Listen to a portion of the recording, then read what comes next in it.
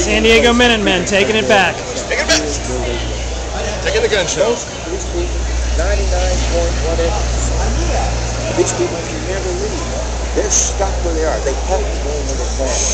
If we care about these people, we have to figure out ways to help them here. Because we can do this kind of thing forever, and we won't make any difference in the world.